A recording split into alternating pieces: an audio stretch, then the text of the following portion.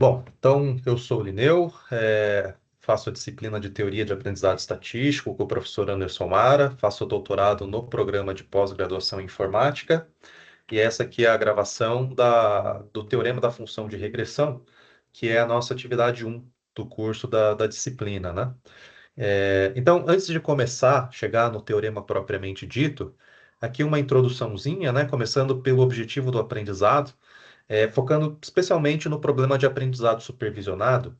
É aquele tipo de problema em que a gente tenta encontrar uma função, né? Uma função de variáveis de entrada que seja capaz de prever uma variável de saída, né? Então, você tenta chegar a essa função, né, dos valores de entrada x para tentar prever uma saída y. E aí, para fazer isso, a gente precisa de um critério. O que a gente sabe é que a natureza é estocástica. Então, o que, que isso quer dizer? Que você, para as mesmas combinações de variáveis de entrada, você pode ter diferentes saídas. Então, dificilmente você vai ter um ajuste perfeito. Então, a gente precisa definir uma função para medir, para dizer para a gente o quão longe o nosso palpite, a nossa predição está do valor real. E essa função é o que a gente chama de função perda. Então, a função perda, o que ela mede é a diferença do valor observado para o valor predito, ou seja, o valor estimado pela nossa função definida, para aquela combinação específica de variáveis de entrada, né? E aí a gente precisa trabalhar não só com essa parte pontual, né? Então minimizar essa função perda para uma única predição, mas a gente precisa trabalhar com uma estratégia para minimizar todo o risco, né? Então daí vem essa ideia de risco, que é como se a gente trabalhasse com essa perda mais para o espaço todo, para toda a função, para avaliar se o nosso modelo está trabalhando bem ou não, né? Então, esse teorema que a gente vai ver, o que ele faz é definir, né? O que ele faz nos diz que quando você tem essa questão, que você tem que definir um alvo ideal, né? Uma predição ideal, para quando você tem esse caso que você tem uma combinação de valores de x que vão gerar um y, esse alvo ideal é a média condicional de y dado x quando você utiliza a perda quadrática. Então, é isso que o teorema diz, né? Então, alguns elementos aí para a gente entender o teorema. A gente tem o nosso vetor de entrada, que são as nossas variáveis explicativas, né, as nossas features do modelo, que são uma lista de características. Por exemplo, você pode ter ali características de um indivíduo. Então, você pode ter a altura do indivíduo, a idade, o sexo, entre outras características desse indivíduo. E você tem uma variável de saída, que é aquela que a gente tem interesse em prever, que nesse caso aqui, nesse exemplo, pode ser, por exemplo, o peso. Então, digamos que você queira prever o peso do indivíduo em função da altura, idade e sexo desse indivíduo, né? A função perda é denotada por L, né? Então ela mede o erro de uma única predição, e essa função perda ela pode ter diferentes caras, né? Então você pode pensar, por exemplo, no caso de classificação, você pode pensar numa perda que, caso você erre, a perda vai ser 1, caso você acerte, a perda vai ser 0. Agora, no caso, né, de regressão, quando você tem ali uma variável numérica, uma variável contínua, você pode pensar em outros tipos de perda, como, por exemplo, a perda quadrática, que você pega a diferença do observado e do predito e eleva ao quadrado. Você pode pegar o módulo dessa diferença, você pode trabalhar com uma epsilon insensível, que é aquela que você coloca uma folguinha, né? Então, você define ali qual que é o teu tolerável de erro para predição. Mas note que essas estratégias de função perda, elas têm como objetivo avaliar o quanto que você está errando por um único ponto, né? E aí, se a gente pega essas funções, geralmente uma pergunta que surge é, tá, mas por que que eu não uso somente o y menos o f de x, né? E você não usa o y menos o f de x porque senão você corre o risco dos erros positivos anularem os erros negativos. Então você acaba perdendo essa informação. Então, as estratégias, elas costumam acabar nessas que, de alguma forma, tiram o sinal. Então, quando você leva ao quadrado, você fica só com o positivo. Quando você pega o módulo, também, né? Só que, em especial, a perda quadrática, ela é aquela que você penaliza mais, porque você tudo eleva ao quadrado, né? Então, quando você tem um erro que já é grande na escala da diferença, você eleva ele ao quadrado e esse erro fica maior ainda, né? Então, lembrando que a perda é para o ponto. Agora, quando a gente fala do risco, né? O risco, ele é a esperança de todas as perdas. Então, o que que isso quer dizer? Que se a perda ela diz respeito a um ponto, né? Um específico valor ali no espaço das combinações de x que geram o y, o risco ele é o médio para todo mundo, ele é o médio ali para todo o nosso modelo. Então, o risco, na prática, ele é a esperança da nossa função perda, que é o que está aqui no finalzinho do slide, né? Então, o risco da função f é a esperança da perda, né? Da perda que tem como entrada o y e o f de x, tá? Então, esses são os elementos, o vetor de entrada, né? A variável de saída, função perda e o nosso risco. E aí o enunciado do teorema, né, que é o nosso interesse aqui, é esse. Seja x um vetor de variáveis de entrada e y uma variável de saída, a função que é dada pela esperança de y condicional aos valores de x é a função que minimiza o risco para a função perda quadrática, que é dada por L, que é igual a y menos f de x ao quadrado. Então você tem um vetor de variáveis de entrada, que são as nossas explicativas, você tem a variável de saída, que é a nossa resposta, e o que a gente está falando é que se você usa perda quadrática, né, a melhor função que você tem para usar como palpite para uma predição é a esperança condicional de y dado x, ou seja, a média. Né? Ok, esse é o teorema, mas vamos tentar apelar um pouco para a intuição para avaliar o que esse teorema realmente está dizendo, tá? Então, o que ele está dizendo para a gente é que se você tem como critério, né, de perda minimizar a diferença elevada ao quadrado, o alvo ideal é a média condicional. Isso que ele está dizendo. Que se você tem a perda quadrática, a média condicional é o melhor que a gente pode usar como referência, tá? Então, por exemplo, né, vamos imaginar aqui que a gente tem uma situação que você pega diferentes indivíduos, só que esses diferentes indivíduos você pega de tal modo que eles têm o mesmo peso e a mesma altura. Aliás, a mesma altura e a mesma idade, tá? Então você vai lá pegar indivíduos, todos esses indivíduos têm 1,70 e têm 18 anos. Então você tem um conjunto de indivíduos que têm 70 e 18 anos.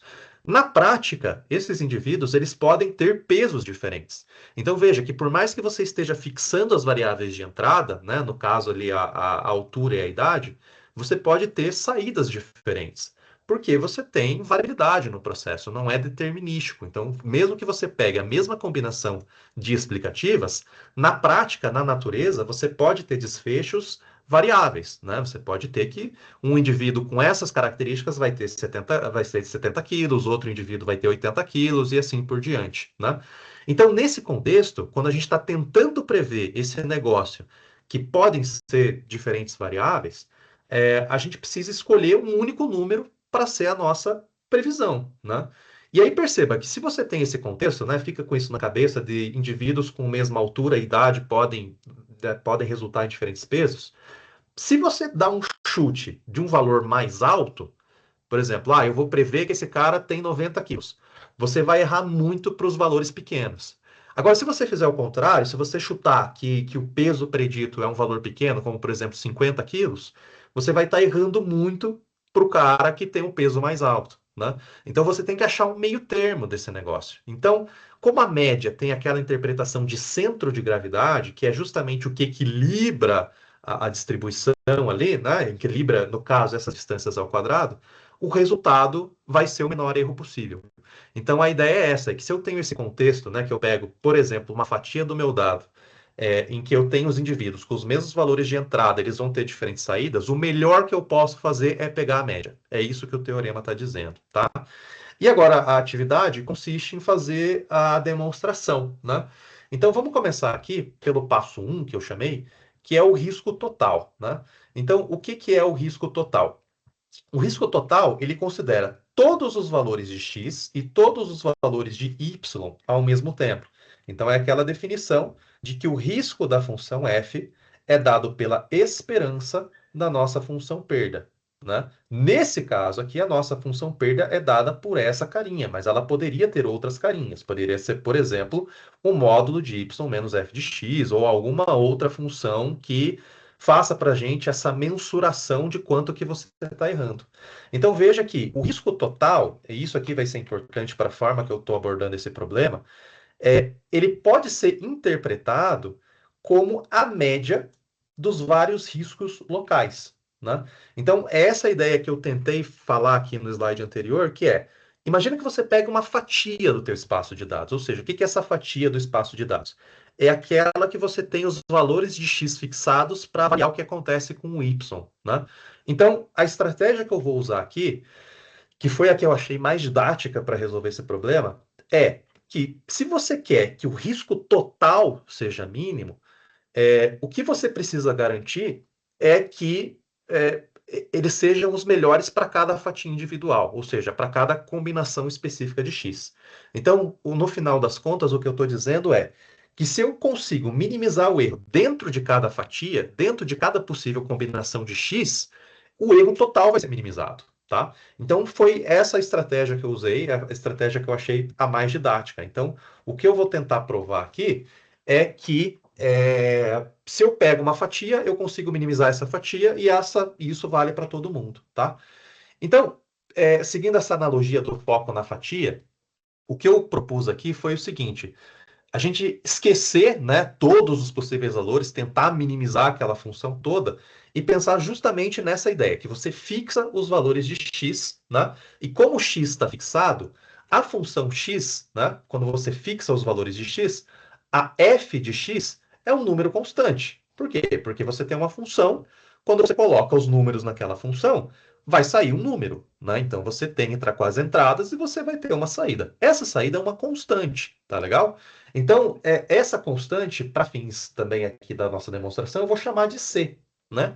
Então, o nosso objetivo, ele passa a ser minimizar essa função aqui que eu chamei de J de C, que é a esperança de y menos c ao quadrado dado x, né? E aí, por que eu defini essa função J de C? Porque no passo anterior, a gente acaba tendo um problema de otimização de função, né, que pode ser complicado fazer para o espaço todo. E quando eu fixo os valores de x, eu transformo o problema em, tá, qual que é o melhor número da constante c que me representa os diversos valores de y para aquela combinação específica de x. Né? Então, o que eu estou tentando mostrar aqui é isso. E aí eu estou usando essa estratégia do foco na parcela, só que vai acabar valendo para todo mundo. Então, o que eu vou tentar fazer é trabalhar com a minimização dessa função j de c. Né? O j de c também veio, eu dei uma pesquisada para ver qual que seria a melhor nomenclatura para esse cara e eu vi que geralmente a função j é utilizada. Tá? E aí, o que eu vou fazer? Agora eu vou trabalhar com um problema de minimização e vou usar aqui esperança, propriedades da esperança e o conhecimento básico de cálculo que a gente tem para minimizar uma função. Então, o primeiro passo aqui vai ser abrir o quadrado, né? Então, eu tenho aqui uma diferença elevada ao quadrado. Então, eu vou abrir esse quadrado de tal modo que fica aqui embaixo o quadrado do primeiro, y ao quadrado, menos duas vezes o primeiro vezes o segundo, então, menos duas vezes cy, e o quadrado do terceiro, que é cy. Então, eu só abri esse cara aqui, tá? Usando produto notável. Então, fica a esperança de y ao quadrado menos 2cy mais c ao quadrado. Próximo passo, eu vou usar aqui a propriedade de linearidade da esperança. Então, o que isso quer dizer? Que se você tem, nesse caso aqui do nosso passo 3, veja que eu tenho a esperança de uma soma, né? Então, eu tenho a esperança de y ao quadrado menos 2cy mais c ao quadrado.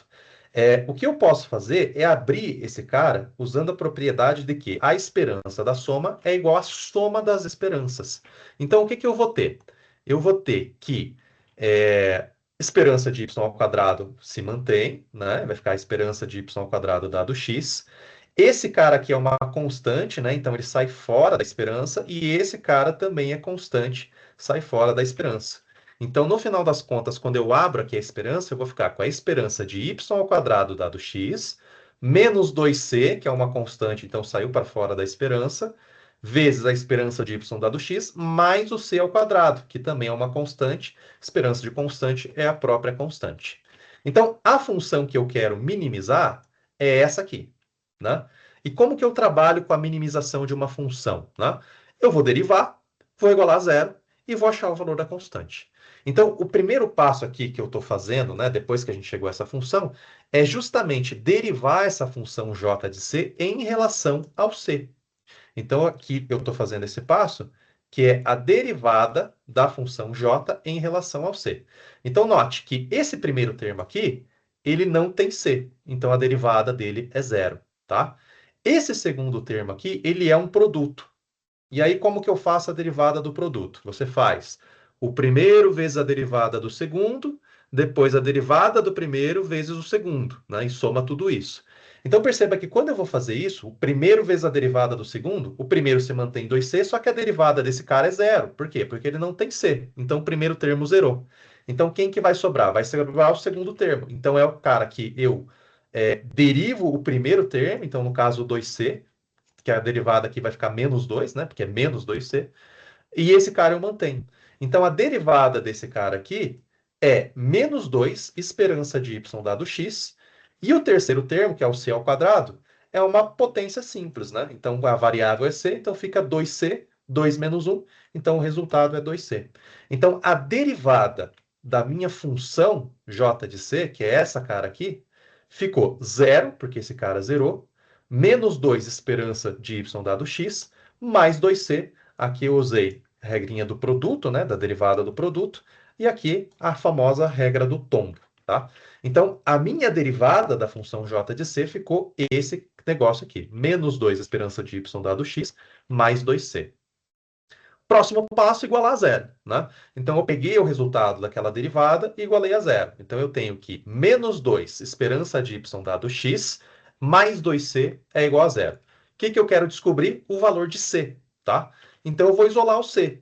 Então, aqui eu fiz o famoso joga para o outro lado, né? Então, eu somei e subtraí essa constante aqui dos dois lados, né? Ficou 2c igual a 2 vezes a esperança de y dado x, divido tudo por 2, o que sobra é que o valor de c é a esperança de y dado x. Aqui um passo, né, que nesse caso, assim, pela cara da função, a gente já sabia que ela era uma parábola que teria só um único ponto crítico, que é um ponto de mínimo. Mas, só para verificar, né, a gente pode pegar a derivada segunda daquela nossa função j de c, que é igual a 2, que é positiva. Então, isso confirma que o ponto de crítico que a gente encontrou é um ponto de mínimo, né? E perceba que isso aqui ele vale para qualquer valor de x. Aqui eu usei a estratégia de fixar. Então, eu peguei um valor de x ali, uma combinação de valores de x específica, né? Só que isso vale para qualquer valor de x, né? Porque sempre você vai ter as entradas x e isso vai resultar numa constante c. E o que eu tentei mostrar aqui para vocês é qual é a constante c que minimiza esse negócio, né? Então, como isso vale para qualquer valor de x, aqui eu mostrei que a função que minimiza o risco, né, que é a função, o que eu mostrei aqui para vocês é que a função que minimiza o risco é a esperança de y dado x, que é a constante c que eu cheguei aqui no nosso passo a passo. Então, a função de regressão é a esperança condicional, e isso vale para qualquer combinação de x que vai gerar um y, tá? E aí, apelando novamente para a didática, para fechar aqui o nosso raciocínio, vamos voltar para aquele exemplo que eu dei, que é o problema de você prever o peso baseado na altura e na idade. Ou seja, você tem a entrada, né? Você tem a entrada x1 e a entrada x2, que é a altura e a idade, você tem a saída y, que é o peso, né?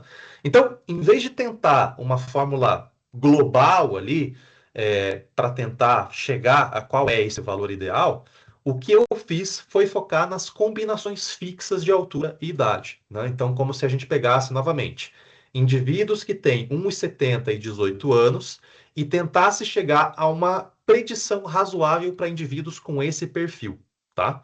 Mesmo com essas condições fixas, os pesos vão variar. Por quê? Porque é uma variável aleatória, né? Você tem ali antes de você observar o peso do indivíduo, você não tem condição de prever com exatidão qual vai ser. Por quê? Porque existe variabilidade indivíduo, uma variabilidade ali do processo, né? Então, a gente precisa dar um único número para esse peso pedido. O que esse teorema 1 está dizendo para a gente é que se você está pensando no mínimo ao quadrado, né, no mínimo da diferença do observado predito ao quadrado, o nosso valor ideal é a média, né? Então, se você usar a média dos pesos que acontecem exatamente naquela condição, Isso é a predição ideal, tá? E isso vale para qualquer possível valor de entrada. Então, note que esse teorema ele trata da população como um todo, né, que é a natureza. Só que na prática a gente não tem a esperança de y dado x que é a verdadeira, né? Então, o que a gente usa são os nossos dados de treinamento para estimar essa média condicional por meio dos algoritmos, tá? Então, isso é o que é feito. Só dar uma revisada aqui em tudo que a gente passou, né? O necessário, o vetor de entrada, a variável de saída, são as explicativas e a resposta, a função perda, que mede o quanto que você está errando para aquela combinação específica, né? Para aquela entrada, você tem uma predição e você tem o valor real e o valor predito. A perda quadrática, você usa essa diferença elevada ao quadrado, que tem algumas implicações práticas. E o risco é como se você entendesse como a esperança, como a média de todos os possíveis valores da função perda, né? O nosso teorema, seja x um vetor de variável de entrada, y uma variável de saída, o que o nosso teorema diz é que se você está usando a perda quadrática, o melhor palpite que você dá é a média condicional. E aí a estratégia que eu usei aqui na demonstração, que foi pensar nessa ideia de fatia, né? Então eu defini uma função que representa todas as possíveis fatias, né? Estou falando que essa função gera uma constante, que é o valor de C, e o que eu tentei mostrar aqui foi o passo a passo para você encontrar esse valor de C. Então, qual que é o valor de C ideal que minimiza essa expressão? E aí eu abri o quadrado, usei a linearidade da esperança, derivei, igualei a zero e encontrei o valor mínimo, tá? Então, essa foi a estratégia que eu usei. E esse valor mínimo que eu encontrei é justamente a esperança de y dado x, né? Existem outras formas de resolver, formas que dependem de um outro teorema, né? Eu optei por essa aqui porque eu achei essa muito mais intuitiva, muito mais clara, pelo fato de você precisar aqui do quê? Primeiro, propriedade da esperança. E segundo, conhecimento básico de cálculo para encontrar ponto de mínimo de uma função. Então, eu achei essa aqui mais interessante para apresentar por essas questões, porque não depende de nenhum outro conhecimento, nenhum outro teorema que a gente precisava apresentar e explicar aqui. Então, eu optei por essa solução que depende única e exclusivamente desses dois conhecimentos, que é o que a gente imagina que o pessoal que está acompanhando a disciplina tenha mais ou menos claro na cabeça. Então, essa foi a minha demonstração, a gravação vai ficar disponível, e é isso. Muito obrigado.